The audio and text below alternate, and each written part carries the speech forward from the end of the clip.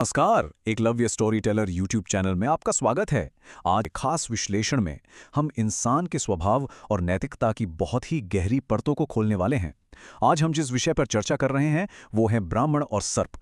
पंचतंत्र की एक ऐसी कथा जो सदियों पुरानी होने के बावजूद आज भी बिल्कुल सटीक बैठती है। सच कहूं तो पंचतंत्र की कहानियां सिर्फ बच्चों को सुलाने के लिए नहीं है, ये इंसानी मनोविज्ञान का एक बहुत ही शीशे की तरह साफ आईना है। तो चलिए बिना किसी देरी के इस प्राचीन कथा के पन्नों को पलटते हैं और समझते हैं कि इसके अंदर हमारे आज के जीवन के लिए क्या छिपा है। अब कहानी में गोता लगाने से पहले जरा इस एक सवाल पर गौर कीजिए। क्या लालच का फल कभी मीठा हो सकता है? हम सभी अपनी जिंदगी में आगे बढ़ना चाहते हैं, तरक्की करना चाहते हैं और ये बिल्कुल नॉर्मल है। लेकिन जब वो स्वाभाविक चाहत अचानक से एक अंधे लालच में बदल जाती है तो उसके परिणाम क्या होते हैं? हमारी आज की इस कथा का पूरा ताना बाना इसी एक बड़े सवाल के इर्द गिर्द बुना गया है। हम आगे देखेंगे कि कैसे इंसान की नीयत पल भर में बदल सकती है और उसके नतीजे कितने चौंकाने वाले हो सकते हैं। तो कहानी की शुरुआत होती है हरिदत्त नाम के एक बहुत ही सीधे साधे ब्राह्मण से। हरिदत्त एक गरीब किसान है जिसकी जिंदगी बहुत धीमी और अभावों से भरी है। इमेजिन कीजिए, भयंकर गर्मी का दिन है, चिलचिलाती धूप है और हरिदत्त अपने खेत में एक पेड़ की ठंडी छांव के नीचे सुस्ता रहा है। सब कुछ एकदम शांत है, लेकिन तभी उस आलस भरी दोपहर में उसकी नजर एक ऐसी चीज पर पड़ती है जो उसके होश उड़ाने के लिए काफी थी। उसे अपने ही खेत में एक बिल के पास फन फैलाए बैठा एक विशाल सर्प दिखाई देता है। अब आप ही बताइए, आमतौर पर अगर अचानक से कोई इतना खतरनाक और जहरीला जीव सामने आ जाए तो इंसान क्या करेगा? जाहिर है डर के मारे पसीने छूट जाएंगे या भागने की सोचेगा, है ना? लेकिन हरिदत्त बिल्कुल अलग मिट्टी का बना था। हमारे प्राचीन भारतीय विश्वासों में सर्पों को अक्सर जमीन और छिपे हुए खजाने का रक्षक माना जाता है। तो हरिदत्त ने उसे कोई खतरा नहीं माना, बल्कि तुरंत समझ लिया कि अरे, ये तो मेरी इस जमीन का देवता है, यानी स्वयं क्षेत्रपाल है जो इस खेत की रक्षा कर रहा है, और मैंने आज तक इनकी पूजा ही नहीं की। ये एक बहुत ही पावरफुल मोमेंट है जहां एक इंसान खतरे को डर से नहीं बल्कि श्रद्धा की नजरों से देखता है। और अपनी इसी श्रद्धा को दिखाने के लिए हरिदत्त तुरंत उठता है, कहीं से थोड़ा दूध मांग कर लाता है और उसे एक मिट्टी के बर्तन में सर्प के सामने रखकर बहुत ही सच्चे मन से प्रार्थना करता है। वो कहता है, हे क्षेत्रपाल, आज तक मुझे आपके विषय में मालूम ही नहीं था, इसलिए मैं आपकी कोई पूजा अर्चना नहीं कर पाया। कृपया मेरे इस अपराध को क्षमा करें और मुझ पर कृपा करके मुझे धन धान्य से समृद्धि करें। इसमें कोई दिखावा नहीं था। वो अपनी गलती मानता है और बहुत ही विनम्रता से मदद मांगता है। जब बिना किसी छल कपट के प्रकृति से कुछ मांगा जाता है ना, तो उसका असर ही कुछ और होता है। और सच मानिए, हरिदत्त की यह मासूमियत और विनम्रता कमाल कर जाती है। पहले दिन उसने दूध रखा। दूसरे दिन सुबह जब वो वापस अपने खेत में उस बर्तन को देखने गया तो वो हैरान रह गया। उस बर्तन के अंदर चमत्कारिक रूप से सोने का एक सिक्का यानी एक स्वर्ण मुद्रा रखी हुई थी।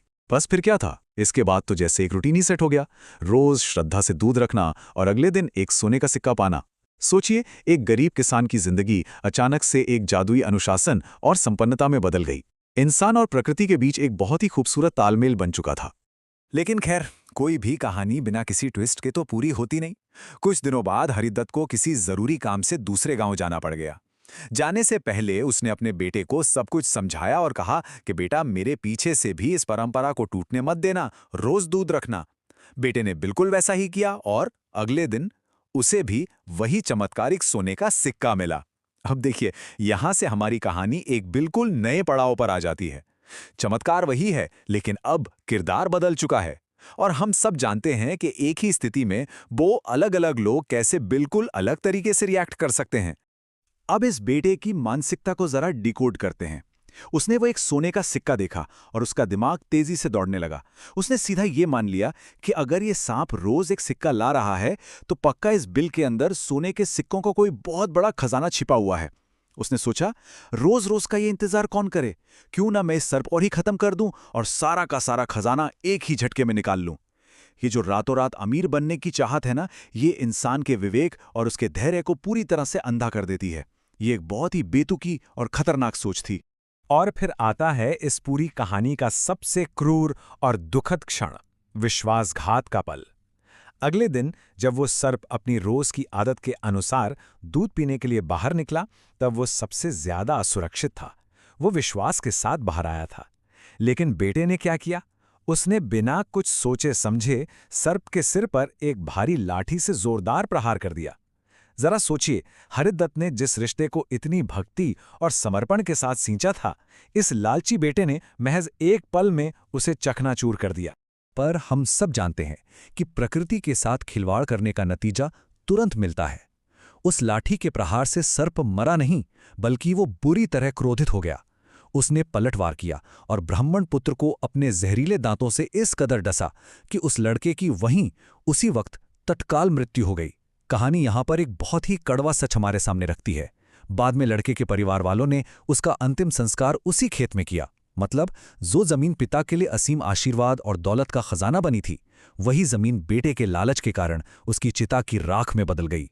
अगर हम इन दोनों दृष्टिकोणों को एक साथ रखकर देखें तो फर्क बिल्कुल साफ नजर आता है।